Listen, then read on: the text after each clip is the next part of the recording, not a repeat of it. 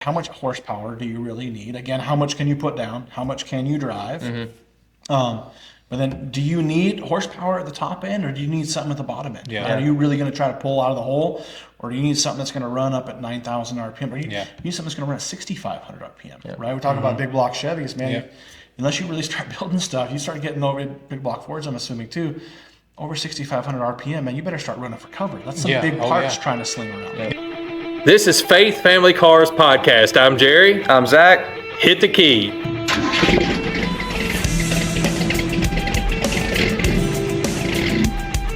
Likewise, the Spirit helps us in our weakness, for we do not know what to pray for as we ought, but the Spirit himself intercedes for us with groanings too deep for words. That was Romans 8:26. Hey guys, welcome back to Faith Family Cars Podcast, and we are on location with Matt Barton at Circle City Speed Shop. Matt, it is great to have you with us today. Well, Matt, you guys, I'm humbled and honored that you guys even asked me to be back. So thank you. I'm really excited about today. A little bit nervous, if I got to be honest. Okay. You know? I think we have a great question, and it's challenging. So I asked to be challenged, and I think we're going to get challenged, and I think we've got a good show today. All right, so guys, we are doing our very first episode of Tech Talk. So that's why we brought Matt on to help us out. So Matt's got a lot of experience, you know, with engine building and with restoration and in the race world, and he's going to help us with these Tech Talk episodes because we're just hobbyists trying to learn our way through. He's the professional, so that's why he said he's nervous. Yeah. Well, and today's question is about engines, so I do want to preface you guys ask for a little bit of grace. I have spent my whole life around motors, obviously being a professional racer for 25 years or more, know my way around a motor. I am not an engine builder, and so as much as I prayed, like, God, let me get something that's like in my wheelhouse, which is suspension and tuning and setup and fabrication. Of course, the first question we get is an engine question, so I'm confident that I can help you guys out. But in turn, like, I'm not an engine builder. I don't advertise myself as such. Just like our first question on Bible Talk was, why do bad things happen to God's people? Yeah. You know you're going to get that question, and that's the first question. Yeah, might as well just jump off into the deep end. And so in that episode, Eddie's like, I was already prepared because I knew that question would come up.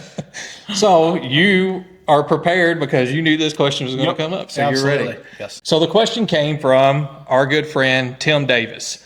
So if you guys don't know who Tim Davis is, he is Sally Speed Shop, him and Jacob Davis, and he's also what's his Instagram now? Hoopties and Hot Rods and Hoopties. Hot Rods and Hoopties. Okay. He's changed it a couple times. Yeah, Hot Rods and Hoopties on Instagram.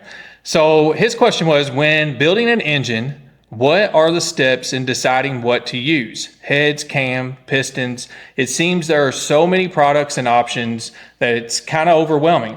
And so if you're trying to possibly, let's kind of just start off with this. If you're trying to build an engine yourself and you're a hobbyist, if you get on Summit or Jegs or you're looking at Holley or Speedway Motors, there's so much on there that it's hard to weed through all that. It is. It's super overwhelming. It's daunting. And there's even times where I have troubles kind of weeding through some of the, some of the crap, right? Yes, you're just like, right. That's no good. That'll work. This is for this application. And so this is a phenomenal question, first of all. So Tim, thank you. It's such a huge question that it's in a roundabout way. This is a question that I deal with my customers in my shop all the time.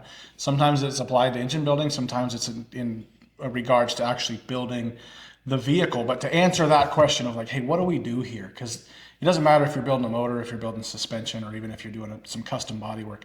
The options really are endless by one imagination, who's building it, and what your budget is. Yeah. Right. So where I want to start answering this question is three. What is your end goal? That's kind of what I always ask my customers. First of all, let's just start at the back or at the end and work our way backwards. Okay. Right. So what are you really trying to do here? Do you just want to go get ice cream with your kids and you want something to sound really fun and you and your wife go on a date night?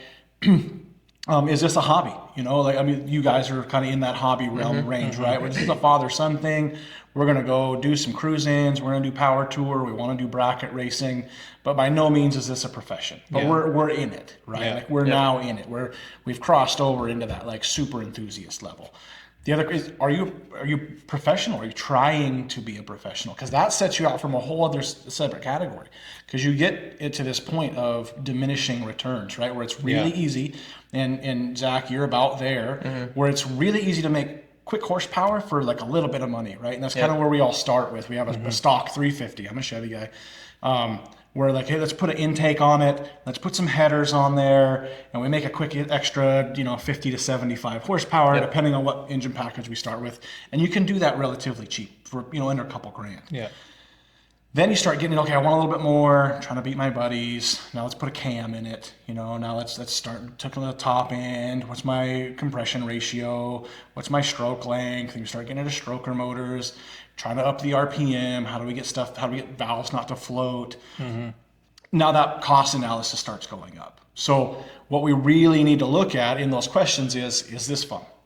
Is this a hobby or is this for profession, right? If this is for fun, then just go have fun, right? And we talked about this before kind of in our little warm up, but like 500 horsepower is a lot of power, people. Like we're in an environment, in a time where like we are so spoiled that you can go finance a car. You don't have to come out of pocket for the whole thing with a couple $1,000s. You can go buy a car that's got 720 horsepower. And then go buy a couple chips for another couple $1,000 and have 900 at the wheel. Right? And so then you start talking to crazy. I know. It's insane. Mind blowing.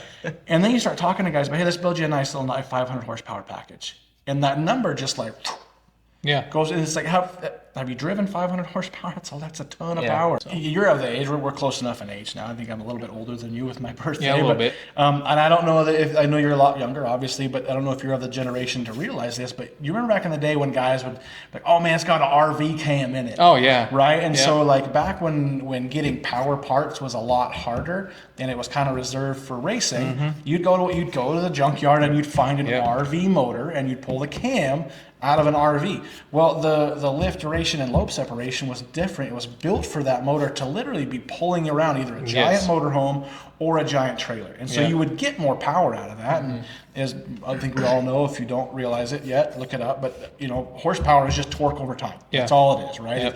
Either you spin it for long enough, and if you can't make that difference up, then you spin it faster and you shorten time, right? So that's how you make horsepower, and that's what guys were doing. They were going and getting these big grunty cams made for pulling something super duper heavy, putting it into a lighter motor and letting it spin faster. That's how you were getting instant power. So I'm not old enough to remember that, but in doing research for my 5.0, I have heard plenty of little tips and tricks people would do similar to that. Like apparently back in the day, they would just use truck intakes because they had slightly bigger ports for air to go through. So slightly bigger than what the Mustang had. So they would throw a truck intake on their car, and nowadays obviously you don't have to do that, but that's what they would do. Or they would, in my case, actually what I did do was I used an intake off an Explorer. Provides more airflow than the Mustang intake. Or you have guys with Mustang GTs that'll put a cam out of a Cobra in their Mustang GT, and that's how they make a little bit more power. So, I mean, obviously now you don't have to do that, so I didn't grow up in that, but I know exactly what you're talking about because I see forum posts from 2005 of, John did the same thing to his, his old 5.0. And you'll run into the old guys. I like to call them the Hawaiian shirts, but you get the guys with the Hawaiian shirts, jean shorts, and white New Balances, right? And oh man, I remember my brother back in the day. He had a small block, and we put a RV cam, and it was balanced and blueprinted. Woo boy, right? Like, and you're like, oh, I think maybe made 450 horsepower. Back in the day, that's what you had. That was a lot, and that's what you had to do, right? And so we talk about like the horsepower now is so cheap, right? With technology and manufacturing. You don't have to do that stuff. I mean, if you say you have a 400 horsepower car, no one bats an eye at it anymore. It's just, it's nothing. Right. Like, me saying after I get done with my build, 350 horsepower, I've spent $4,000 already. It's like, 350 horsepower, you spent $4,000 on that. You can just go buy this and you've got 500. Yep. Yeah, but I don't want to get there that way. I want to do it differently. I just had that conversation with a friend yesterday. He's got an awesome early C10, and he's on the fence about keeping the stock small block carbureted or going LS. And of course, his boys pushing him towards LS, and he was asking me what I would do. And I go, Maggie, well, do you want to keep it as an old school truck? Square? And I go, and it's not the square body, it's the 6-65. But I go, do you want to keep it period correct, or do you want to make cheap power? And he's like, was it that cheap? I go, here's what's sad. You cannot build a Gen 1 small block for as much as you can build LS with the same power. Like, it's just so cheap. Yeah. Right. I don't know if the Coyote motors are the same, but it's just getting so cheap to make power so easily that like you don't have to do that crazy stuff anymore. Well, I mean, if you can afford the Coyote, after that it's just a Whipple, and then you make the power. Yeah. But no, if you got to afford the Coyote before you can make the cheap power. The other questions that we got to look at, right? So first of all, hey, what are your goals? What are you really, really trying to do here? And be honest with yourself, because not only is it going to make you safer, it's going to save you a lot of money in the end, right? Like sometimes we all want to build something super cool, but do we really, really need it? You can spend your money in other places. Well, I don't think it doesn't matter if you're a hobbyist or you're racing. Budget is always in your mind. Is huge. It's always in your mind. Yeah, and so that's like, and that's where we're going with this. Is we're asking these setup questions, and this is why I ask my customers. This is ultimately you're going to get to those things, and that kind of tells you, hey, this is what your budget should be for what you're trying to do. Now let's sit down and talk about what your budget really is. Do you have that money set? Okay, perfect. We can build exactly what you want. But if it's not, now we need to start giving up some things and really looking at realities here, right? Like, I just now started getting back into the gym, but as a college athlete, I've been working out my whole life, and I make the same comparisons that like somebody can come into the gym and be like, man, I want to bench 500 pounds. And you're like, okay, first of all, do you have the frame for it? Are you physically, most people probably would be able to with years and years of hard work, but we need to realize like, what's your physical budget here? And then secondly, like, sure, 500 pounds is great. There's a lot of people that bench 500, but have you ever benched 300? Let's start there. Let's just get you to 250. And then let's look at 300, and then let's go there, right? So what ultimately is your budget? Here's what you want to do. Here's what you can afford to do. And let's start there. It's a huge, it should be a rule, but it's something that we often overlook, and we joke constantly. Oh, here's my budget for the build, and I've done tripled that, and the car's still sitting on jack stands, right? So, but in reality, we can't do that. Well, most of us are, right? And that's, as a business owner, I have to like reel myself in as well, because one, I can't have customers' cars sitting in here, right? My real estate is valuable. But there's also the builder in me that's like, oh man, I want to build you the best, freaking most awesome car that I can. But then I start blowing through somebody else's money, and they're like, dude, this is beautiful, this is great, but now I'm out of money and my car's not done. And like I'm like, oh, well, what do you want to do? Well, I can't do anything. It's either got to sit there or it's got to go home. And hey, I didn't fulfill that customer's needs, right? So you got to fulfill your own needs, and just being realistic with yourself. What is your budget? And then once we get into that, then those three topics: fun, hobby, profession. Are there any rules that you need to follow? Some of those rules are personal limitations, right? Hey, like you're a straight six. Was that 300? It's 300. Yeah, 300. The rule that you set is you wanted to use that motor, so you've already bought it, right? So there's rule number one. Hey man, I want to make as much power as I can, but we got to use that motor because I've already bought it. Okay, cool. We got that established. But then are you trying to stick to any period correct things, right? Like if you're building a gasser, let's say a period correct gasser level, you can absolutely stick an LS in a gasser, but it doesn't look right. So now we're going for either a super complicated fuel injected motor that's going to look carbureted, or we're automatically into a carbureted motor, and we're into a cast iron, probably small block or big block, whatever kind of guy you are. That sets your rules right there. Okay, now we know we're looking for a small block, we're looking for something cast iron, and we're looking for something carbureted. That's rule number one.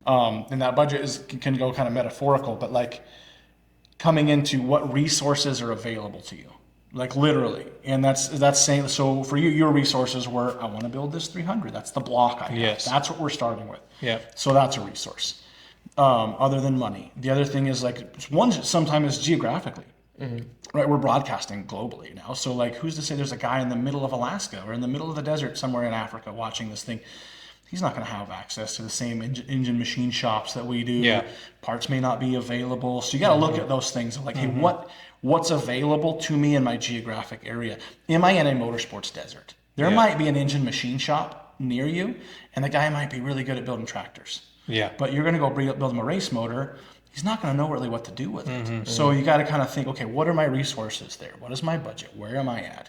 And then like, who's building this? Is it you building it? Because that's a limitation resource right there. What is your skill set? What is your knowledge base? Are you building something that you know works because you've already built it, or are you using this now as a stepping stone? Right? Like you're going to get into that as you want to when you build your motor, Zach, is that like, okay, you're learning a little bit, but hey, I can do this. I'm going to stab a cam in real quick. I'm going to put some intake and some heads mount maybe. Okay, that's kind of stage one. And now you're wanting to build a whole motor.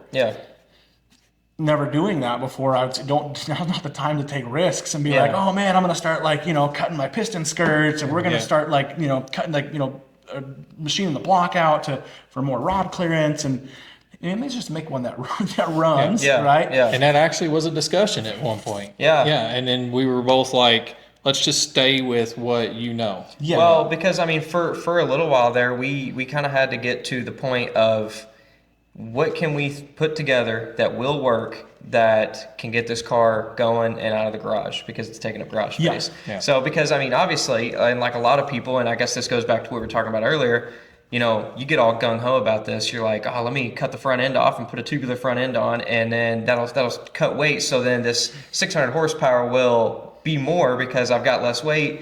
And then you're like, well, where's my budget at? How much time do I have? When do I got to, in my case, when do I got to get this car out of the garage? Yeah. So, it's. But you get into all the stuff that he's saying right there, Yeah. and then you're in over your head. Yeah. Right. Yeah. Have you ever clipped the front end of a car? Right. Like maybe you can build a 600 horsepower motor, but that's still a large undertaking for you. Where now it takes all that brain power to build that and make sure that it's right. Because building even as easy as motors are to go together, you still got to have some brain power and kind of be diligent to certain rules. But like now you're trying to do that and you're trying to clip a front end. Like, well, what are your personal resources? What are your limitations? Yeah. Is that the learning project? Now you got something that you know how to do, which kind of becomes a chore or a task because it's easy for you. But now you're trying to do that while trying to learn something else. Your limitations kind of just become maxed out. And if you don't know how to build a motor, then you're paying somebody to do it. Yeah. So there's another. Right. Exactly. Where's your limitation with that? Yes. What's your budget for that? Yeah. And then you got to look at that guy's limitations. Right? We all Yes. judge shops that we bring it to. But if you want something super fancy, crazy, off the wall, has that guy done that? Does that guy have the resources? What is he known for? Right? Am I going to go to a drag race guy who's used to building motors that maybe need to last 40 seconds at a time for a season, and you're like, okay, this motor's he's building a motor that over the lapse of a season has to run for 15 minutes. Yeah. Or am I racing something like a Silver Crown race where those races are an hour and a half long, and I've got 9 of them for a season, and I need this thing to last 2 years. Well, the drag race guy, he's maybe a great engine builder, but he doesn't know that, hey, after an hour, like in oil temps start doing this, or he's not familiar with just the lateral G-force of oil wanting to slosh to one side of the oil pan and ends up starving the motor. It's not to say that guy's not a good engine builder. He doesn't have the resources. So what are your limitations? Or what are his limitations? you may be wanting to build a cruising motor and take it to someone who builds race motors, and you might get a bunch of overkill that you didn't really need to spend your money on. Yeah, you got to figure out like, hey, who if somebody is building your motor, what can you afford it? Yes. But who's building your motor? Yeah. It's not to say he's a bad engine guy, but what is his specialty? What he may not even want to do it, right? It may be something that he has interest in doing, and he takes it because he needs it because he's a business owner, but his heart's not in it, and so you're not going to get as good a motor anyway. Yeah. But the biggest one, and this is where it's hard for us as people, right? We're going to get into this. This is a faith-driven podcast. Ego is huge for us, right? One of the 7 deadly sins for a reason. Yeah. And I ask people this all the time, and I don't ask this in an effort to upset them, but we need to take a good hard look at ourselves and a good hard look at reality in everything that we do, right? I brought up going to the gym. If you struggle with lust or sin, don't go to places like Hooters, right? They're going to challenge you, right? Realize your own personal limitations. Yeah. But in terms of motorsports, is you want a car with 1,000 horsepower? Phenomenal. I'd love to see you in that. Can you drive that car? Yes. Yep. Can you handle it? Yeah. Right? Like again, I'll keep going back to circle track racing because that's where the past 10, 15 years of my life have been. We sold a car to a guy who was used to pavement or used to dirt sprint car racing at a local track, right? And phenomenal guy, great guy. He hadn't been racing in a long time, and I don't know if it was kind of a midlife crisis thing, but he ended up buying our pavement Silver Crown car. Turns out that he wasn't nearly as adept as what he said it to be, which is fine. It's a free country, buy whatever you want to buy. Yeah.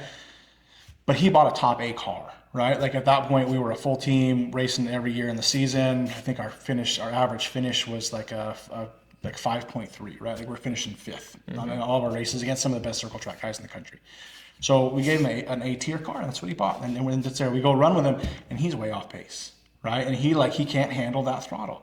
And so we go, man, like this probably wasn't the car that you needed to buy. You could have saved yourself 10 or 20 grand and bought a lower level car with some lesser components on it. Not to say that you don't deserve a good car, but he could have taken that extra $10,000 to $20,000 and then spent that on track Yeah. time, right? And testing. And so that's where I'll tell people that all the time. I would love to have you in an 800 horsepower car. We will get there if that's the end goal. And just as you talked about, right? You have an NA motor now. You want to build something with some boost, so you bought the boosted cam, right? Yep. Knowing that you're going to go there. Yep. That is great, and I do that all the time with people. Hey, that's why I want to know, where do you want to go? Because I don't want you to spend money twice. If this is where you want to be, I don't want you to buy this set of parts, or we're going to do this amount of work, knowing that you're just going to spend double your money later. Yeah. There's no point in buying a great NA cam when 6 months down the road you're going to boost it and you're going to have to swap your cam out again, right? Just to make it work better with your boosted application. And now you got to save budget again, right? So hey, like maybe you have a little bit lesser of a motor because the cam's not quite right, but you know where you're going to go. And so your budget is evolving and you're saving as you go. And that's awesome, right? And I think that's what a lot of more people need to do, is to realize, like, hey, figure out where you want to go, and then let's build that roadmap, and then get there on that one singular budget. Maybe that budget is a couple years long now, but let's start there. If you're not used to driving an 800 horsepower car, I don't care if it's in a straight line or a circle or on a road course. If you've never driven that kind of power, let's back you up. Yeah. You can't be the greatest as soon as you go in. You need to take your steps and get there so you can learn how to do it. You can't just, like, that's the main reason I'm not going in and just building a 1500 horsepower motor. I've never done it, never driven it. I don't know anything about the airflow and how certain things need to like what works together. I don't know any of that. So just hopping in and doing something like that to be the best right now, it's not a plausible thing. You need to take your time and get there slowly and learn as you go. Because if you just hop in, you're gonna hate it. It's not gonna be fun. Which bracket racing and most drag racing is about reaction time too. Yeah. And you can learn that in a slower car. Oh yeah. You got to get all that down and learn how to drive before you're ready for a car with that kind of power anyway. Yeah, 100%. Yeah, if you just physically can't handle it. Like, I mean, we joke about it all the time. Of course, being Chevy guys, we joke. You hear sadly, I'm not promoting this, but you hear somebody wrapping around a telephone pole, or some people getting hit in a car show. Oh, it's a Mustang guy. Right? Mustangs are great. They're just like any other car. Camaro, it's great to... it's Challengers now, by the way. Right, but you hear about that, but that's what happens. These guys get in cars that they don't know how to handle. Too much power. It's so easy, and now really as expensive it is to build a car. Horsepower has never been cheaper. Oh yeah, right? I mean you can go get a 2014 Mustang GT, 420 horsepower, and you can get it for like 20 grand used off marketplace, and right there you have a 400 horsepower motor that you get, like you said, people that have never driven anything like that. They were driving a Honda Civic. Yeah, they go from their Honda Civic or their mom car to this, and they just expect to slide a corner even though they've never done it before. Right. Yeah. And you really just need to start. Like I said, I started in 90s muscle cars, and I've not really accelerated past that point because I just love 90s muscle cars. But that's kind of, I started doing like sliding a car, things like that at 200 horsepower. And then you move up. You can't. I mean, just buying your 450, 500 horsepower car and never driving anything like that, it's not going to work for you. You got to learn how to handle you what have you to. have. Yeah, absolutely. It's better to start low and build yourself up than to just start at the very top. Because, just because, like we said earlier, you have a 2,000 horsepower car doesn't mean you can drive it, and doesn't mean you can put the power down to the ground. It's just you got to learn it as you go.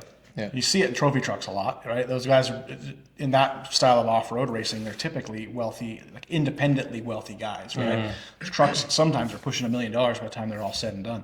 But you get these guys with like deep pocketbooks who are big motorsports enthusiasts, and they're like, "Man, I want to go desert racing because it is cool, man." There's something about a truck and the road on the off-road and jumping a truck that just like is special. And so they'll go and buy a used trophy truck, or sometimes even a new one if they've got deep enough pockets.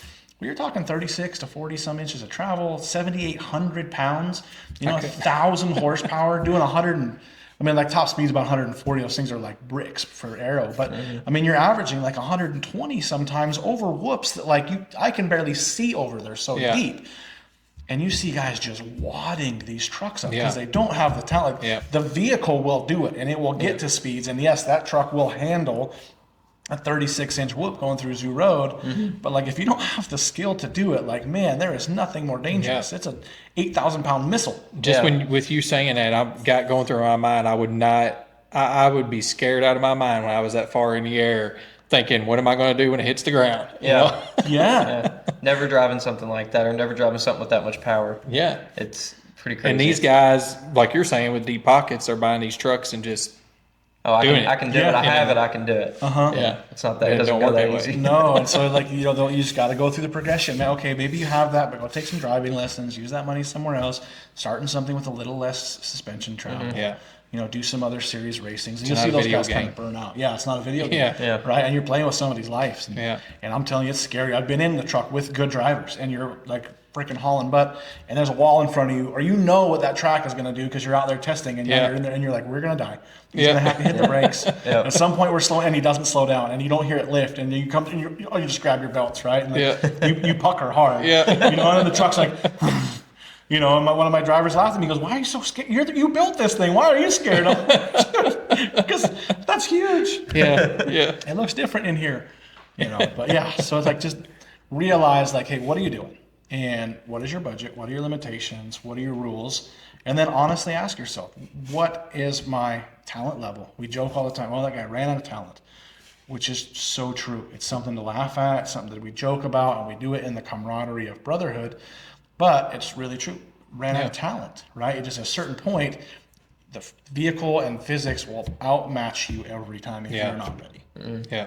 So when you just start to build something, and you're looking at putting a motor together, you really need to ask yourself that. Like, it's great to say at a car show, I got 600 horsepower. Yeah. And we see that all the time. We see guys with blowers and crazy big motors. Yeah. And then they leave the car at the show, or they leave the race, right? And they're just super slow. Real slow. Or you get the guy who buys the race car, and then he's so far off pace that they black flag him. And they're like, you're a danger because you're so slow. Yeah. Yeah. Right. And you're like, man, you are not going to have fun. You're going to get burnt out. You just wasted all this money. Your wife's probably not going to be happy. Yeah. Right. And then you're going to end up hating it, and you're either going to sell it, or you're going to crash it and you're going to hurt somebody. Yeah. Maybe somebody else. But you got to look at all those things, and then just after that evaluate, hey man, what's reality for me? And I'm not saying that not everybody can race but you got to start somewhere, right? You got to crawl before you can walk, and it's really in honest and integrity through actions of like, hey, let's save you money. Oh, you want me to build you a 700 horsepower motor? That's great. It's going to cost you this much money, but maybe let's back that up a little bit and spend the money somewhere else. Yeah. Right? Yeah. Better tires, better suspension, better this, better that. And you're still spending the same amount of money. You still have your budget, but now you have something that you're going to drive and you're going to love way more. Because you're going to be able to drive it. And you're going to be able to drive it to its fullest potential. Yeah, absolutely. How much horsepower do you really need? Again, how much can you put down? How much can you drive? But then, do you need horsepower at the top end, or do you need something at the bottom end? Yeah. Are you really going to try to pull out of the hole, or do you need something that's going to run up at 9,000 RPM, or you need something that's going to run at 6,500 RPM? Right? We're talking about big block Chevys, man. Yeah. Unless you really start building stuff, you start getting over big block Fords. I'm assuming too. Over 6,500 RPM, man, you better start running for cover. That's some big parts trying to sling around real fast, right? So, what do you really need that motor to do? What is your 100% application? I'm sure most of the people that we're talking to now are in that hobbyist range where they're wanting to drag race. It's kind of like the most accessible form of racing. But so you have to keep that in mind. What are you going to do with it? Right? And So like we talked earlier about my truck, for instance, my 306, and I was telling you when I set out, I had the motor. So I'm doing something with this motor, but I knew all I cared about is that it made a good cruising motor and it could do burnouts. Yeah. So I didn't need a lot of power.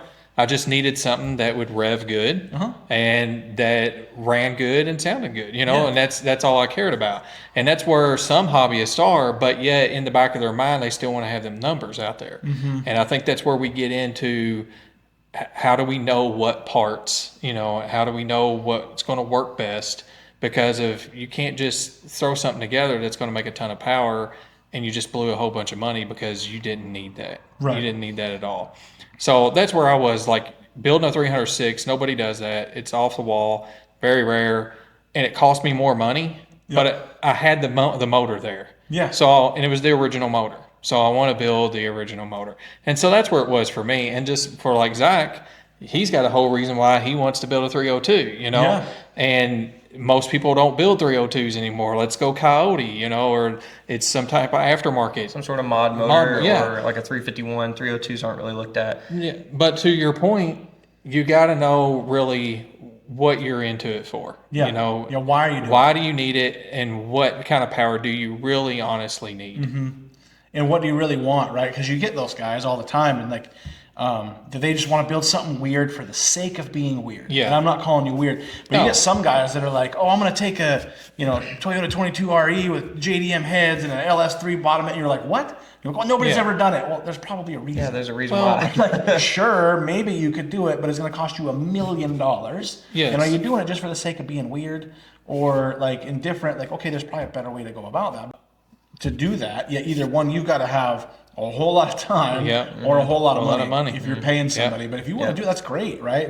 And 50 horsepower is a huge bump. So if you if you can gain 50 horsepower, like, hey man, I might be into it. But do you know if it's gonna work? Like, if it's a roll of the dice, like, hey, maybe let's sure, let's try it. But like, as long as you don't care, if you don't mind like money, when you're like in the hobbyist kind of thing like we're in, that extra money to try to figure that out and spend the money on this part. And if this doesn't work out, well, let me buy another LS head. Yeah. You're like, well, how much money am I going to dump in to try to figure this out? And in our case, it's like, just throw something that's already tried and true on it. There's no point in... Well, that's the other thing of why, right? Like, I am a big motorsports fan, and I love driving cars, but I've hardly ever built a race car that I can fit into, right? Like I joke, most race car drivers are built like horse jockeys. Yeah. The lighter they are, the faster your car Yeah. goes. So as somebody who's 6'1", 300 pounds, I don't fit into a lot of cars, right? I fit into the trophy truck that I built, Class 1 car, and the Pro 2, right? Those are the only ones, and those are the only 3 cars I've ever driven in my life. Tried to even get in a Silver Crown car, and it didn't fit. With a bigger seat, I probably could have, but that particular car, I couldn't. But are you somebody like me who enjoys the build? If you are, then man, you pour yourself into it, right? Cut that LS head up, weld it, machine it, man. That's your why. I want to do it to see if I can do it. It's never been done. I'm going to challenge myself. I'm going to innovate. More power to you. Do it, right?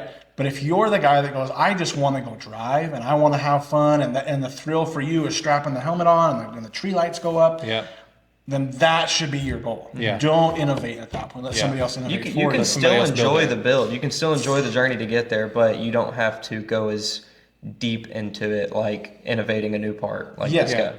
Right? Yeah. I mean, like, I'd say a perfect example is, I don't know if he is the perfect example, but this is the perfect example. It's Dr. Dre. Right, he's got that album. I forget what it's called, but after his big one, that was '94 or whatever, came out, he's been working on this album supposedly for like the last 20, 30 years, and people are like, "Dude, put it out," and he's like, "It's not right yet." Right? Well, he's the guy that. He's rapped about it, but that's the guy that the record agency's, hey, go see that guy when you need help. Right? He is so much about spending time in his lab, right? In the studio making something. He's not going to let that out until it's absolutely perfect. Right? But there's other guys, no man, I want that music out. You got guys that have a release every year. Right. And then you've got guys like him who is 20 years working on one thing to get it perfect. Yeah. So, like, are you the mad scientist that wants to spend hours in the shop innovating, creating, building cool stuff? That is me. I love that. I love building those things. I like having raw materials come in and challenging myself to, hey, what can I make out of this chunk of steel or out of this chunk of aluminum? And then the driving part is just like bonus for me, where it's just proof in the pudding. Okay, my idea now works. Or are you somebody like, and my friend Jessie Combs was this way. She was like, hey, I love building stuff, but I built stuff because I wanted to go drive it. Right? Like, she goes, I don't want to be in the garage the whole time. I want to turn projects out and then go burn off fires. And right? So what kind of person are you? What is your why?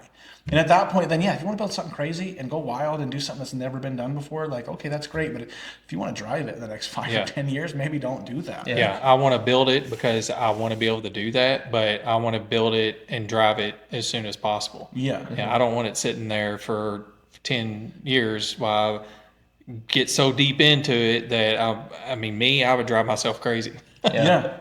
So, and I realize this is a bit of a politician's answer, right? Like, I'm not saying, hey, let's go do this. And we're going to get into a little bit of motor mechanics here in a little bit. But like, it's a real thing. Like, for me, when I get a car done for myself or for a customer, I want it to go to a car show. I want the hood to be open. And I almost want people to walk past it because it doesn't look like anything's been done. Or somebody walks up and goes, hey, well, where did you buy that part? Oh, this guy, Matt, made it. He's a mad scientist, right? Like, or somebody go, how in the heck does that work? Right? Like, when they look at that, they go, what? Like that doesn't look like it should work, and it does.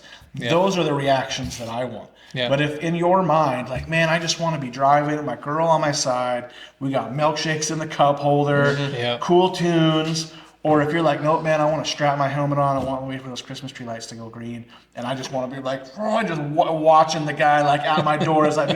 What is your ultimate fantasy? Yeah. Right? Like that's what Yeah. this is. This It is a is. passion lifestyle. Yes. It is a lifestyle. And what do you want? I'm all about building as much as I am about winning. But for me, motorsports has always been, I've always been an artist. And so motorsports was the one place that I could find like tangible results in art. Yeah. I can make a painting, you can make a painting, you can make a painting, and one person will love it and one person will hate it. It's Yeah. very subjective. Yeah. Cars are the same way. They are moving art, right? I think we can Mm-hmm. all agree on that. But man, if I finish before you, then my art is better than your art. Yeah. Yeah. Right? And that's all I care about. Yeah. Is my art better than your art? And that's why I got into racing. Yeah. Like, I want to build a better mousetrap. Yeah. Yeah. And be recognized for it. I don't care how cool it looks, and I mean I kind of do, but like I want my ideas to be proven. But on that journey, just to your point a while ago, you got to keep your ego in check. Oh yeah. And you have to know your limitations. Yes. Yeah. Absolutely. Right. And So that's those where things come all in. this comes together. Yeah. And that's like, and hopefully we're answering your question, and we're about to get into some other stuff. But those are the things that you guys need to look at. If you're new, or if you're trying to put together a new build, maybe it's your second build, your third build, maybe it's your 10th build. But like these are the things that when you're sitting down with that pen and paper, hopefully you're doing it with pen and paper. Yeah. That you really need to start looking and asking yourself, hey, what do I really, really want? Yeah, you definitely got to Yeah. figure out the idea and the budget for what you're doing before you even dive in. You just start diving in buying parts, you're gonna get yourself all Yeah. messed up. You Yeah, got be to a have lot a of trouble. plan before you build a vehicle. Yeah. Yeah. Yeah, 100%. And as we talked about, like, right, so there's other things. How much does the car weigh? What is your goal weight? Really kind of what are you doing with it? What type of suspension does it have is a big one. We talked about that. I can take the same motor out of a sprint car and put it in a drag car, and it's not going to work the same. Yeah. Right? I've got the sprint car has a certain style of suspension. An Indy car has a certain style of suspension. An Indy car has a ton of downforce. Right? So those cars don't work until you're up to speed. I've never driven one. I've ridden in them, in the two-seater, but like talking to my drivers all the time, they're like, dude, when they can't get up to speed, the car's scary because it doesn't have enough downforce. And the biggest thing for Indy cars is, hey, how does that thing run in traffic? You get into dirty air, which happens. You've got to be able to pass a guy. If you get up to a car and it gets into dirty air, that thing starts getting light at 200 miles an hour. Yeah. Like he can't go anywhere. It's unsafe. The car is going to spin out. And at 200 miles an hour, he is now a threat on track because he's off pace. Yeah. Right? Those things should be running 240. Right? So 40 miles an hour over a quarter mile stretch difference is like, that's huge. You're going to kill somebody. Yeah. And so, that motor, those motors make 650 horsepower. They're about the same weight as a sprint car or even a silver car. But like they need to be up over about 200 miles an hour for the wings to work, right? You're dependent so much on aero. And so their suspension works based on that aero package. So sprint car's got a torque tube. And even a dirt sprint car has a Jacobs ladder that doesn't work the same as a pavement car. You might have a 4-link, right? But maybe you have a 4-link with a I forget the term now, but it's the fifth bar with the spring and shock inside of it. Everything's going to handle it a little bit differently. And so you may have to build your motor slightly differently. And do you need some of the light switch? Do you want that torque application to be really soft? Yeah. Where are you going to run that? Yeah. What's the RPM range is another big one, right? As we talked about. So, is it going to be an 1/8 mile car? Is it going to be a 1/4 mile car? How long how many RPMs are you really realistically going to be getting into, and for how long? Yeah. Right. A big circle track, you might be wide open all the way around, never lifting, running that thing at 8,200 RPM, right? But you may be going to a small bull ring the next week. And are you somebody like me who enjoys the build? If you are, then man, then pour yourself into it. Yeah. Right? Cut that LS head exactly. up, weld it, machine it, man. That's your why. I want to do it to see if I can do it. It's never been done. I'm going to challenge myself. I'm going to innovate. Man, more power to you. Do it. Yeah. Right?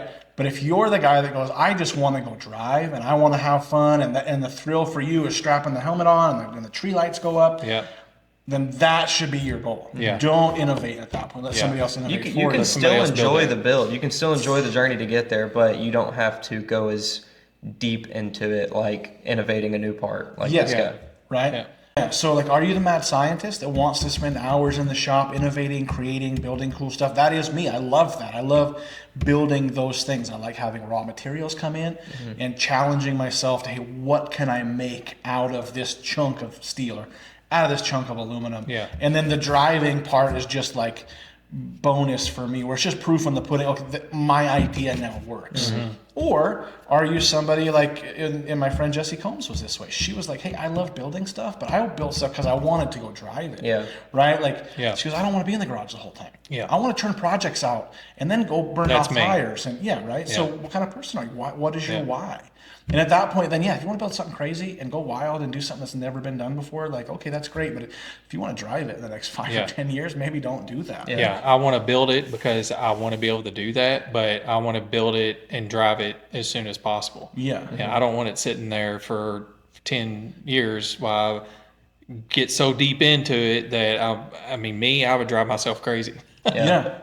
So, And I realize this is a bit of a politician's answer, right? Like, I'm not saying, hey, let's go do this. We're going to get into a little bit of motor mechanics here in a little bit, but like, it's a real thing. Like for me, when I get a car done for myself or for a customer, I want it to go to a car show. I want the hood to be open, and I almost want people to walk past it because it doesn't look like anything's been done. Or somebody walks up and goes, hey, well, where did you buy that part? Yeah. Oh, this guy, Matt, made it. He's a mad scientist, right? Like, or somebody go, how in the heck does that work? yeah, Right? Like when they look at that, they go, what?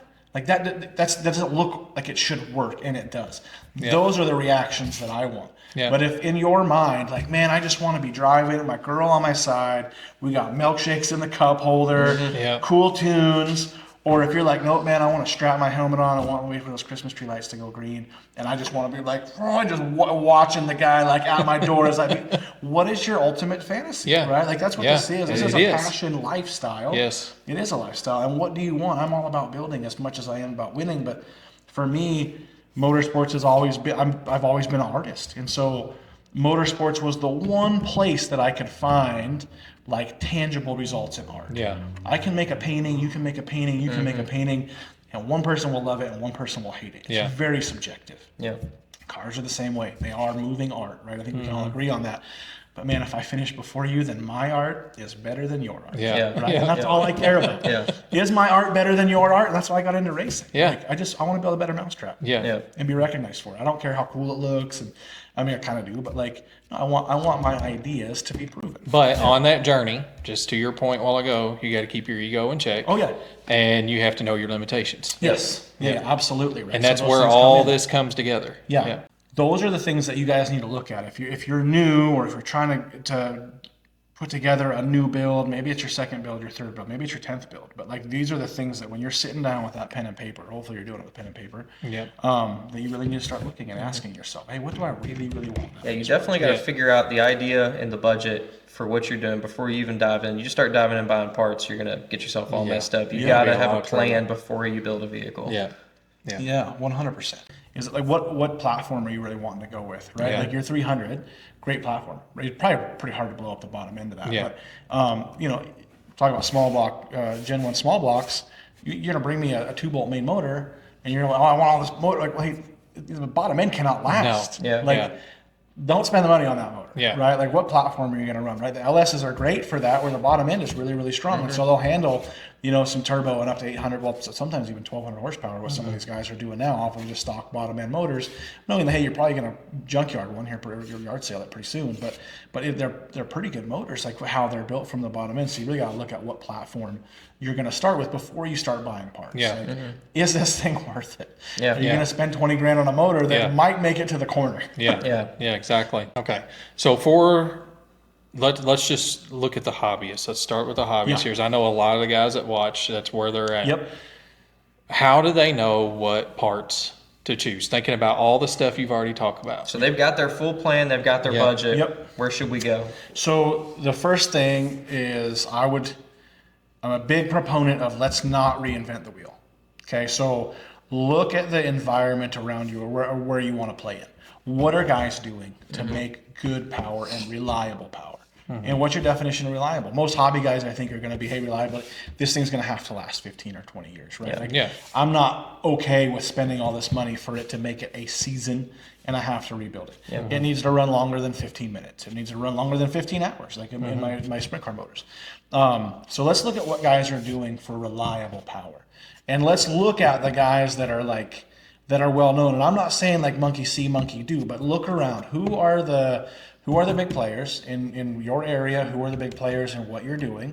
Whether it be YouTube or whether it be like semi-professional in that hobby circuit. What are those guys doing? Look at the guys who aren't broke down on the side of the road again, right? Like, look at the guys whose engines are clean, right? Like, I have a product out on the market for the LS that organizes wire brackets, and guys were complaining that thing's going to trap so much oil.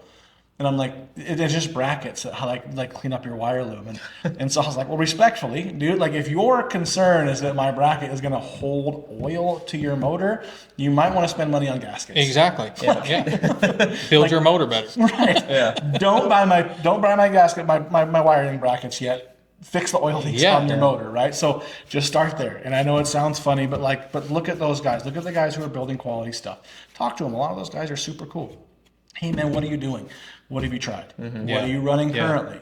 I think you've done a little bit of that with yours. Yeah, so something I did with mine is I went, in my area, it's hard to find people that, like you said, that find people that have done what you're wanting to do, and that's who you can talk to and things like that.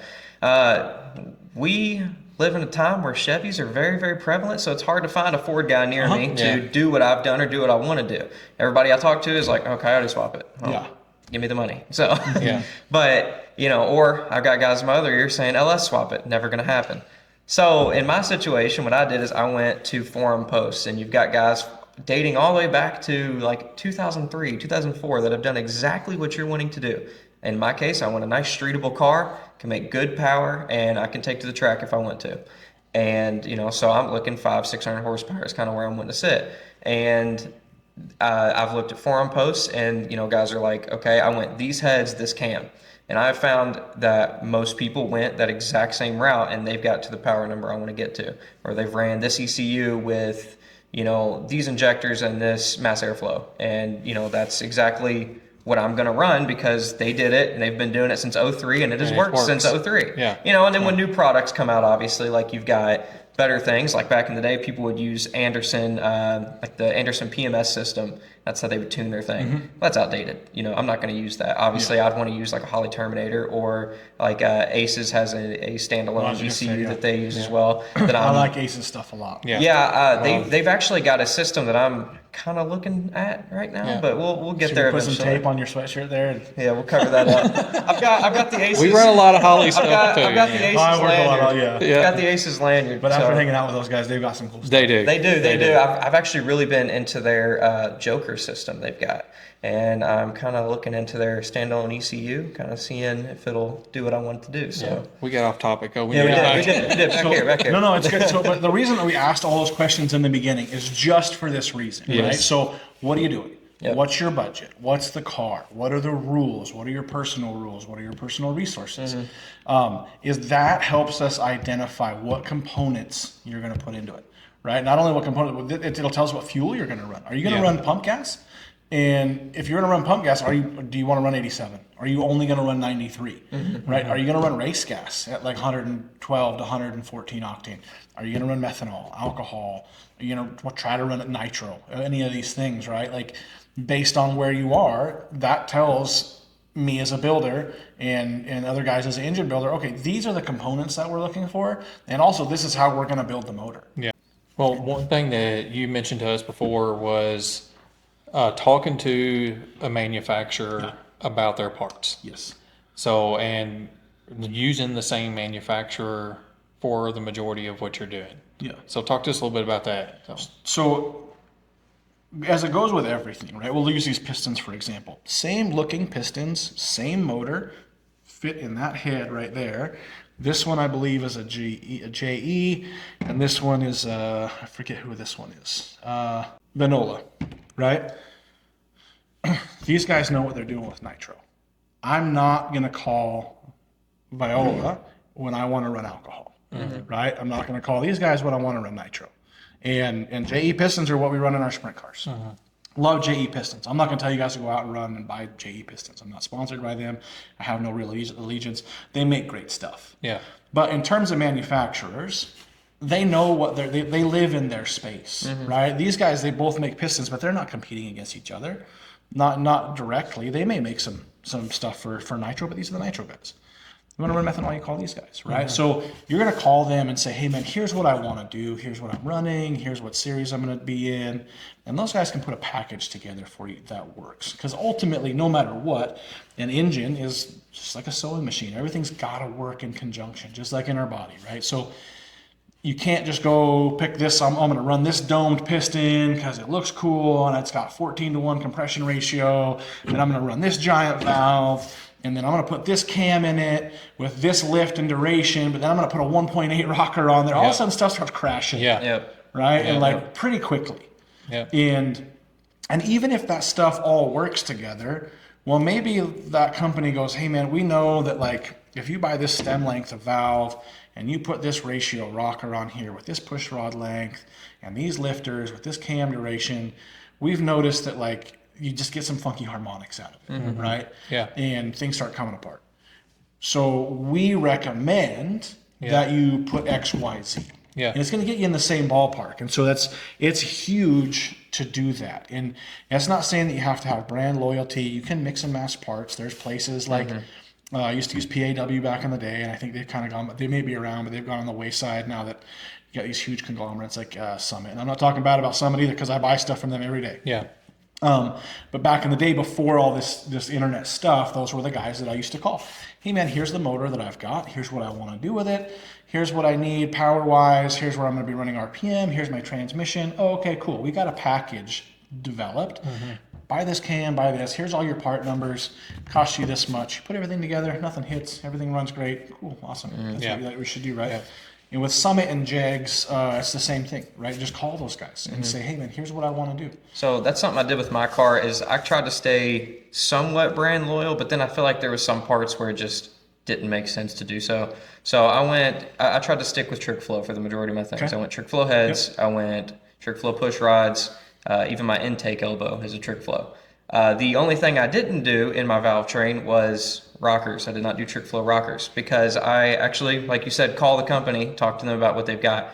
The cam I'm running is a 512 lift cam. My head, without to keep the stock piston, will work with a up to 550 lift with the cam, and then you'll start hitting valves against the against the piston head. So I told them, I was like, hey, my cam currently has 512 lift and stock rocker ratio is 1.6.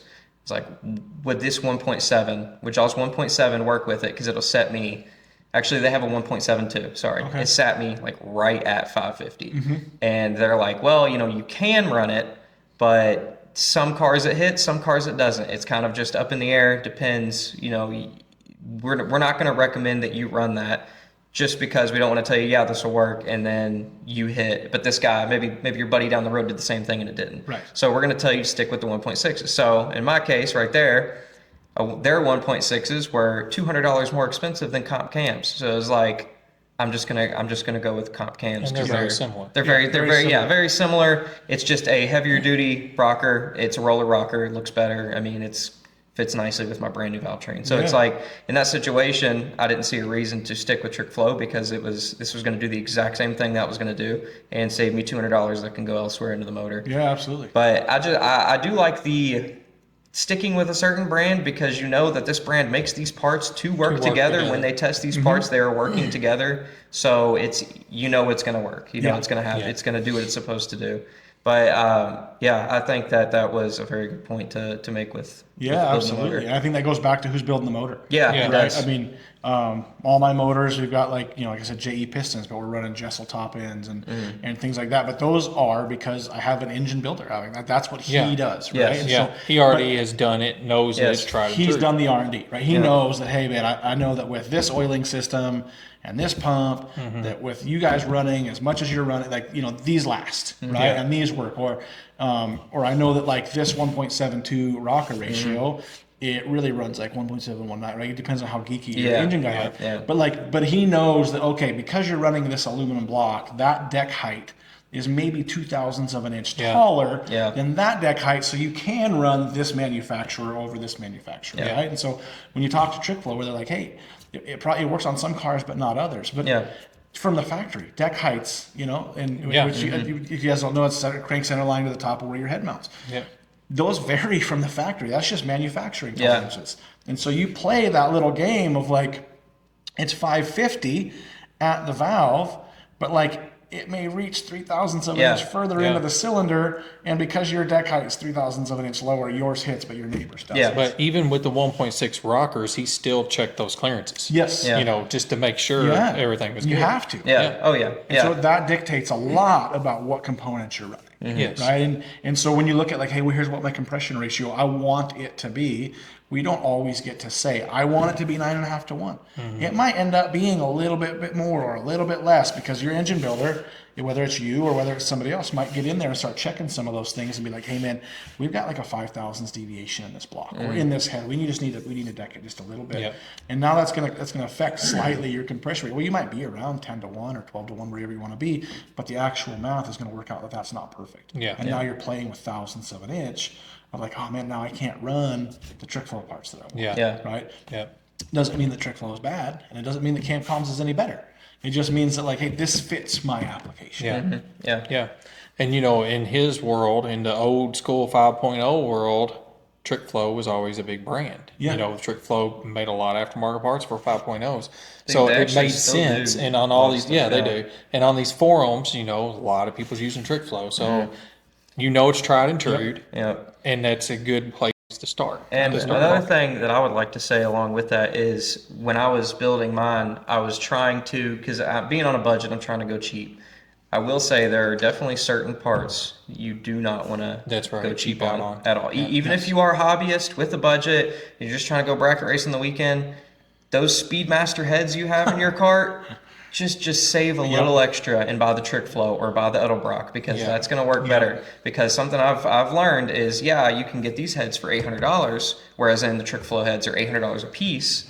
This comes together $800, but you have to pull the whole thing apart and take it to a machine shop because your ports aren't perfectly like the shape they're supposed to be, or they've got burrs in them, or you might have something hang up because it is burred. So then you're spending the extra money that you would have had into a set of nice Trick Flow heads on the machine shop, because you have to take those cheap heads to get them machined. Or I've ran into people that will be like, these Speedmaster heads are great when they're bare castings, so you have to buy a entire valve train for it. So then you're out the same amount of money you would have been to just buy the set of nice Trick Flow heads already. So that's something I've ran across a lot. And another thing is that if you go based on forums, like what I've done, because a lot of people don't do what I'm trying to do in my area, everybody's going to have different opinions about it, but what I've learned is take some of the opinions that agree with each other, and whatever's the highest average. So this guy's like, this set of heads and this cam works together, and then 15 people agree with him, but then 5 don't. I'm gonna go with the 15. The 15, yeah, exactly. Because forums are hard to judge. Sometimes they're great. Sometimes they're just bottomless pits of despair. Yes, they are. That's something I've learned about Facebook groups too. If you get on Facebook groups, they suck just the same. Well, something else that we've talked about too is tuning. So you're talking about you need to research your parts. You need to research what works. Don't invent the wheel. But if you're gonna have to have this vehicle tuned, you need to talk to your tuner. Absolutely. So that's another big question of, again, who's building it, right? What are your resources? Who is tuning this? Doesn't matter if it's carbureted, fuel injected, any of this, right? Somebody's going to have to tune it. And that guy might have a certain procedure that works for him. It doesn't mean that tuner A is going to be better than tuner B. You might get along with one better. You guys might work together. But as long as they're both reputable and you see, hey man, this guy builds motors that doesn't fail, right? I don't see his stuff blown up. He's probably a pretty good guy to go to. But perfect example is I tune with a lot of Holley stuff, right? And I was telling you guys about this, and I find this is a great example. is that the Holley Terminator stuff, you can buy a throttle body that's 800, 850 CFM. It's pretty common for all the motors in the LS. Well, you're trying to tune that IAC to get the idle air control right, and it's got to be at that value between 2 and 10. Sometimes that's really hard. You're making very hard. A screwdriver blade width adjustment, and it may move 7 points. You're like, man, you're going like it's really hard. Sometimes it dials in. It kind of depends on the motor. Now my neighbors are big drag racers, and he comes over and he sees me messing with those things sometimes. And he goes, man, when I build motors for my customers, I throw those 850s in the garbage, and we go buy 1,000 CFM throttle bodies. And I get his point in that the 1,000 CFM it flows more air, so you're taking less load off the IAC, right? And this isn't a lesson of like go buy that throttle body, but this is something for you guys to investigate. The point is that he likes tuning with this component, and I tune with this component. Yeah, I might end up switching to the 1,000 CFM throttle body because I see what he's talking about. And it's another common thing in factory LS builds that guys will do is they'll drill a bigger hole in the pilot of the throttle body for the tunnel intake, right? It just takes less load off the IAC, doesn't have to work as hard. So that's the example of the IAC. But this guy may like to tune with these components, or he may like to tune in this style, and this guy may not. And so it doesn't mean that the motor package that you put together is necessarily wrong, right? Or that you put bad components in it. It just might mean that this guy's not familiar with it, and now you're kind of putting a big load on his shoulders and asking him to do something that he's not fully comfortable with. Or he's like, man, I can do it because foundationally he's good. He understands this is how motors work. It's all about timing and spark and controlling fuel, right, in certain areas. He can do it.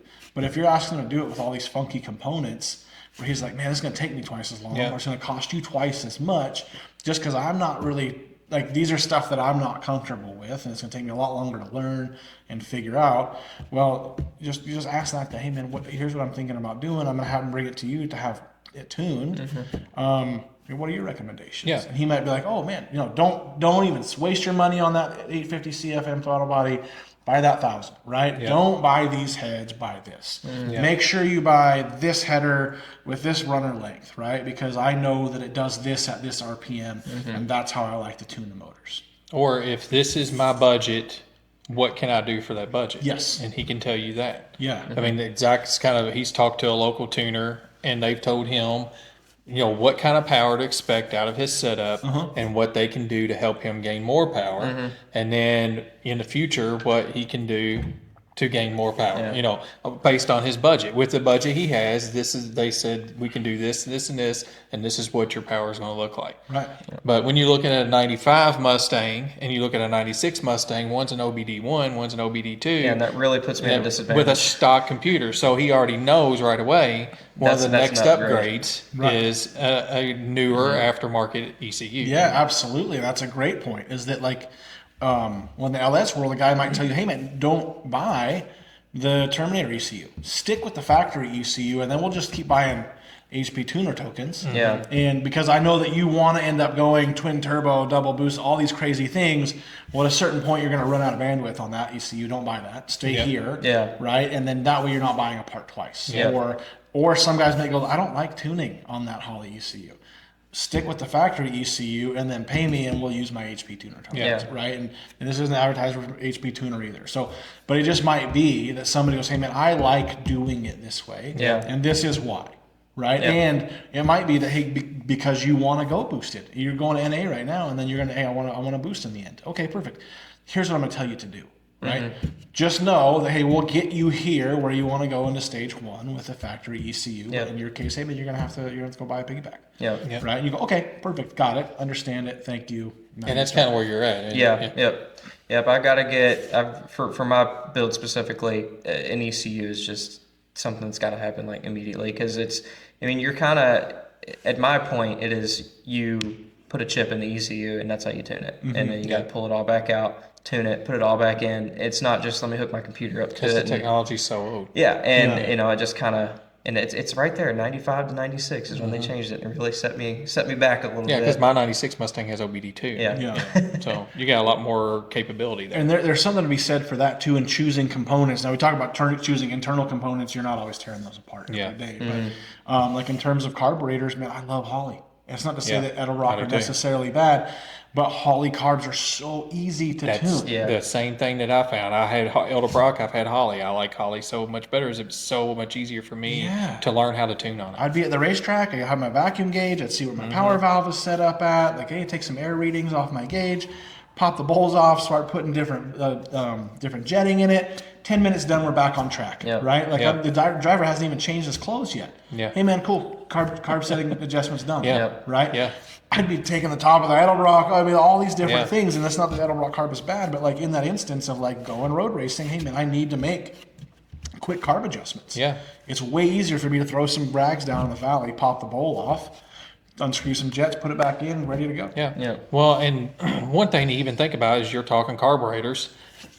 A lot of guys think because of we've got this EFI fad, Oh, yeah. and I kind of call it a fad because the throttle body EFI blew up out of nowhere, Uh-huh. and it's a great thing. It is, and I'm running it on my truck, and I've got a new one getting ready to get installed on it. But when I look at old school carburetors, they're just so dependable. Yep. And they're cheaper. And you don't have to deal with all the wiring. And it's just a much simpler I feel setup. like with these new EFI setups too, I feel like people are still working bugs out of them, Yeah. to this Yeah. day. And it's like, do you want the dependability of, you're going to pump your gas 3 times and start your car up with one the time, carburetor? or- yeah, yeah. Or, or am I going to have to worry about my car bogging on the way to work, Yeah. Yeah, and depending Because on- the fuel ratio is off or Yeah. something. Because through the learning process, something's not right, Yeah. And again, the IAC, that is Yeah. even on those, it's a pain in the butt, Well, we were talking about that earlier, right? And not to throw Holley under the bus, but you cannot look at a Holley without adjusting the IAC. No. Battery dies. All of a sudden, you got to do a throttle relearn, right? And like a factory ECU, even in that, like, okay, it's great. Let's buy a Holley or let's buy something that's different, and it's got its own computer. Like the bonus of a factory computer is it can be -10 today and 110 Yep. tomorrow. My Chevy truck will fire up. Yeah. It doesn't matter if I'm in Death Valley Yeah. or on Pikes Peak. Yes. That thing will run. Well, Right? and, Carburetors will do that. Yes. Yeah. And now you may have to tune your carburetor in a higher elevation, Yeah, but obviously, yeah. it's still going to run just fine. Yeah. Once you make your few adjustments. But that's something that a guy needs to think about Yeah. when he's building that engine. Is he going to run a carburetor or is he going to run an EFI system? You got to also think about what application too, because I know that you have a slightly odd application from what a lot of these EFIs go on, and it is kind of it's had its own issues Yeah. because your application isn't. I mean, you have a 306. It's not a small block Chevy that most of these things were built on. It takes more tuning to make Yeah. that EFI Yeah. work. And depending on what EFI system you go with, like, are you okay with the fact that you may still be tuning on that thing quite frequently? Yes. Yeah. Right? Like, Yeah. hey, if you're driving that thing in the summertime and it's sitting and your battery goes dead, you may have to do an EFI reset. Yeah. Or it might just have a few tuning problems where you're going to have to bring it to the shop occasionally. Yeah. Right? And it's no fault of the guy who put it in. It's no fault of the engine builder. It's just they haven't worked all the bugs out of it quite yet, right? Yeah. You decided, or your budget dictated, that you could only go with the ECU that came with that EFI, right? That you couldn't go with a factory OEM ECU because you couldn't afford the tuner to do it, or you couldn't afford somebody to break into it to change that, right? So now you're with their piggyback unit, and just knowing that, okay, hey, that's okay with where my budget is, but knowing the realistic expectations of this component may not be as Yeah. reliable. You as got to be factory. okay with that. Yeah, and if you're okay with it, then that's great. And if not, then we have to have that conversation of, okay, that money needs to get allocated over here, or you need to increase your budget. Yeah. Yeah, exactly. So I think we need to recap a little bit. Yeah, absolutely. Yeah, I think So, we covered a lot. We covered a whole lot. Yeah. So you talked about you got to know the purpose of what you're building. Right. Okay. Yeah. What is your intent? What is your intent? Okay. Always start with why. No matter what, even in life, guys, little life lesson for you, but figure out, start with your why. Yes. Why are you doing what you're doing? Yeah. And then go ahead with that. Yeah. You've got it right there. Yeah. So with your why, is it fun? Right? Yeah. Are you a hobbyist? Are you starting to get into this thing waist deep? Are you trying to earn a paycheck with it? Is your profession? Those are going to dictate right away how much money you really should be looking at spending it with your expectation. Are there any rules I need to follow? Either self-imposed rules or sanctioning body rules, depending on what style of motorsports you're going to be involved in. What are my personal limitations? Does my budget cause a constraint? Do I want to stay with a specific motor because of whatever reason? Am I setting an expectation limitation because I want to do something funky because it's never been done? Those are going to build your expectations and dictate your budget. What's your timeline? Right? How long do you have to really do this? It's great if you want to do something crazy and try something new, or you want to do all these fancy, expensive parts that either dictate a huge budget or dictate a lot of man hours, but you want to have this thing on the road in a year. Yeah. Well, you're not going to be able to do that because either you can't afford it or you don't have the man hours. So what's your timeline? Who's building this engine, right? Is it you? And are you doing something that you know how to do, or are you learning and pushing your limits? Yeah. Is this going to somebody who I trust?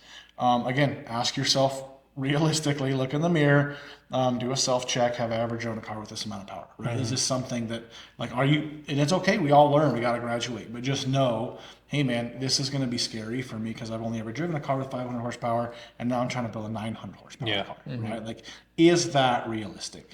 Maybe should you go something in the middle? And then ask yourself, once you figure out that why, there's the why and the how. So what type of motorsports are you involved in? Just because it's a 650 horsepower motor doesn't mean it's going to work the same as that guy, right? What kind of motorsports What are are you you building it for? into? What are you building it for? What kind of car? Kind of dictates with you what kind of motorsports you're in, but what kind of car is it? Again, is it a Mustang with leaf springs? Is it a Mustang with a 4-bar? Is it a Mustang with a 5-bar? Do you have coilovers, right? What kind of car is this? Can it handle what I'm trying to do? How much does the car weigh? Again, what type of suspension does it have? What is the RPM range? Where are you realistically going to be running this motor and asking it to do? What type of tracks are you running it on? Are you just driving it up and down to the gas station and to ice cream? Are you taking it to Wednesday test and tunes? Are you going to go bracket racing? Yep. And how much power and torque do you really need to make? And which do you need to make more of? And where do you need to make it? Yeah. Right? You want to go do burnouts? Man, make that thing a little fat, little torquey monster. Sound like a tractor when it fires up. Or do you need something that runs 20,000 RPM like an F1 engine? Yeah.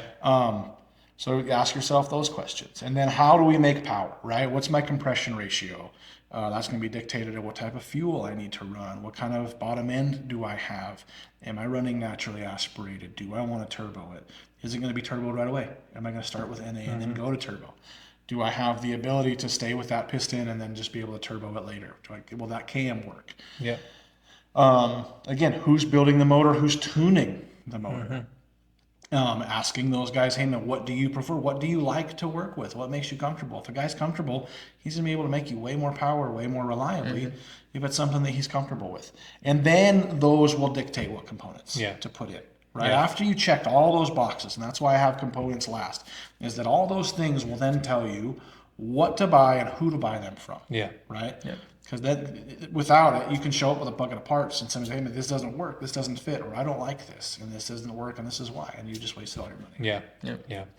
Man, that's a lot of really good information. And then, honestly, I'm sitting here thinking, man, that's a lot. And for me, when I built my 306, it was like I built a 302 before that, and that was my learning point. I made mistakes on it. Yep. It didn't last very long. The 306, I learned from those mistakes, and I went a little deeper than I did with the 302 that I had built. So you can build on that if you're doing it yourself. Yes. But start out simple. Don't try to start out way up here. Right. Because you're going backwards. You need to start simple if you're wanting to build an engine and work your way up. And you still do the same thing if you're having an engine builder do it. Start with where you're at, like you talked about, what your capabilities are, what their capabilities are, and work your way up. Well, and if you can, do it in stages. One thing that I'm trying to do with mine is I'm starting with that NA build, and I'm starting just with the top end build. And then it's going to get boost. And then, after I've reached the limitations of that motor, it's going to go to another motor. And then that one's going to get built. You need to just take it take it slowly, build upon it, and just don't dive in at one time. Yeah.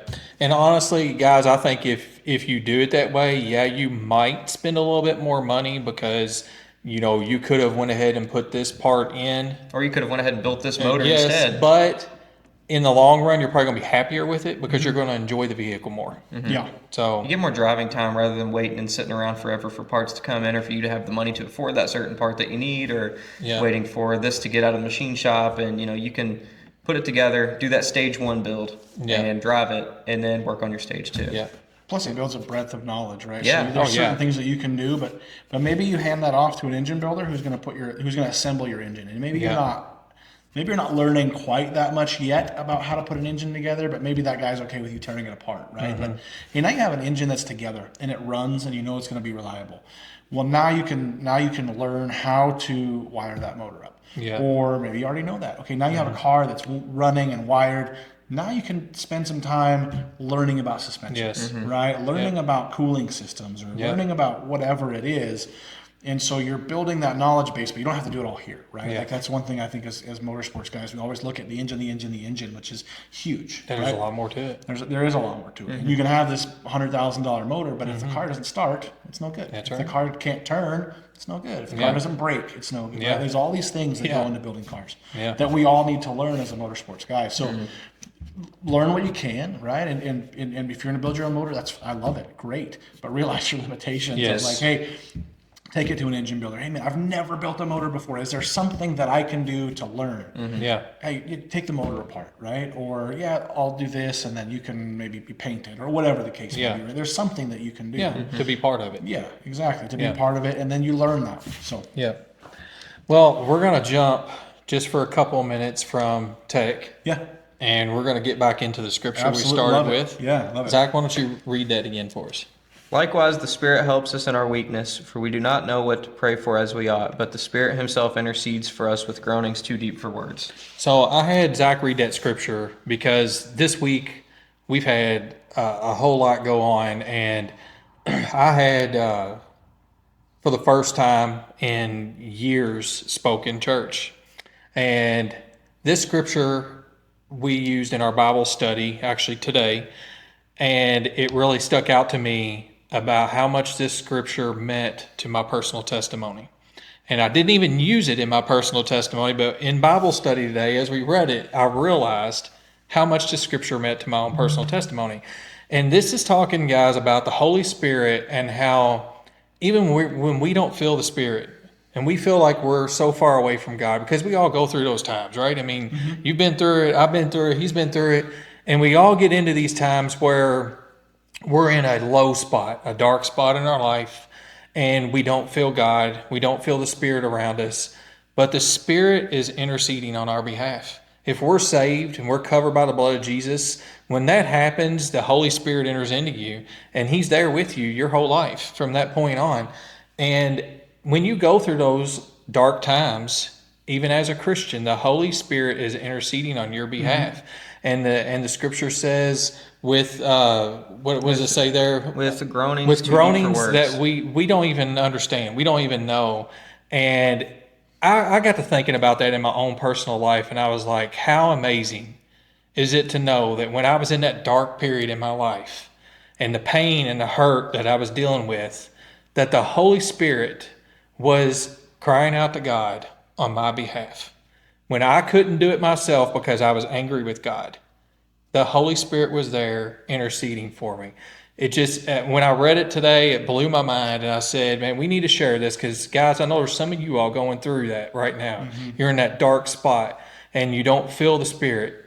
You know that, hey, I was saved 10 years ago, or I was saved 2 years ago, or 5 years, whatever it was, but you're struggling. You got a lot going on in your life, and God isn't first right now, and you're in a dark spot.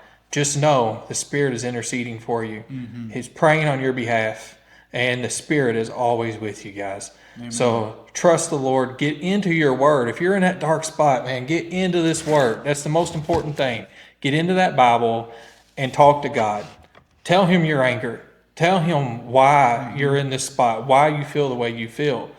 And trust that the Holy Spirit is interceding on your behalf, guys. So man, it was awesome Yeah, thank being you, here guys. today. What an awesome setup sitting here with this, 63? 61. 61 Impala with an LS in it. And you can look at this thing. You guys probably can't see it. Does not look like an LS at all. No, it's got the classic No. dress, 409 valve covers. We're doing everything we can to make sure. Yeah, me it and you were looks talking pretty about correct. the fake distributor in Yep. the back. That's pretty cool. So it's a pretty awesome build that Matt's working on right now. Yep. So guys, check him out at Circle City Speed Shop Yeah. on Instagram. Yeah, thank you. And guys, you know where to find us. Zach, shout it out. Instagram, Facebook, TikTok, YouTube. We're on there. We post all our updates on Instagram for anything that's going on with the podcast or with the cruising that we've talked about. Yep, and we'll be putting out new information real soon on that. Yes. So be on the lookout on Instagram for that. We post clips twice a week, or no. We post clips twice a week. We post verses twice a week on TikTok, Instagram, YouTube. Check us out on there, Faith Family Cars. And you can listen to the podcast anywhere you get your podcast. YouTube, Spotify, iTunes, Apple, or Apple's it is iTunes, Yeah, iTunes, Amazon, iHeart. Yeah. Anywhere you're looking for us, you can find us at Faith Family Cars. Yep. It's that easy. So guys, we want you guys to check all these places out, but something else we want you to do is if you have a car that you're working on, you got a project or you got a project you just finished and you'd like for it to be featured on our Shop Talk episode, send us a 15-minute video to faithfamilycars@gmail.com and we will get you on one of our Shop Talk episodes coming up in the future. So guys, we love you all. We appreciate you and we will see you next time. Send in more questions too. Yes, we need those. Send them in. More questions for Bible talk, tech talk, all of it. Yes. Try and stump me, please. We'll see you guys.